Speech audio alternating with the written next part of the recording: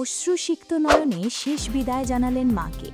মাত্র ৪ ঘন্টার প্যারোলে মুক্তি পেয়ে মায়ের জানাজা ও দাফনে অংশ নিলেন পাবনা ৩ আসনের সাবেক সংসদ সদস্য মকবুল হোসেনের ছেলে ও আওয়ামী লীগ নেতা গোলাম হাসনাইন রাসেল। আনুষ্ঠানিকতা শেষে কড়া পুলিশের পাহারায় আবারও তাকে ফিরিয়ে নেওয়া হয়েছে কারাগারে।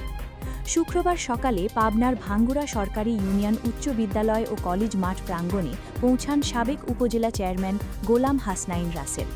সেখানে মায়ের নিথর দেহের সামনে দাঁড়িয়ে কান্নায় ভেঙে পড়েন তিনি। সকাল 10:30টায় অনুষ্ঠিত জানাজায় দলমত নির্বিশেষে হাজারো মানুষ অংশ নেন। পরে পাড় ভাঙ্গুড়া কবরস্থানে মরহুমার দাফন সম্পন্ন হয়। এর আগে বৃহস্পতিবার সকালে ঢাকার একটি চিকিৎসালয়ে চিকিৎসাধীন অবস্থায় মারা যান রাসেলের মা নূরজাহান রেখা। মায়ের শেষ বিদায়ে অংশ নিতে জেলা প্রশাসনের কাছে প্যারোলের আবেদন করা হলে মানবিক বিবেচনায় সকাল ৮টা থেকে দুপুর ১২টা পর্যন্ত তার ৪ ঘন্টার প্যারোল মঞ্জুর করা হয়। জানাজা ও দাফন শেষে নির্ধারিত সময়েই তাকে ফের কারাগারে নিয়ে যায় পুলিশ।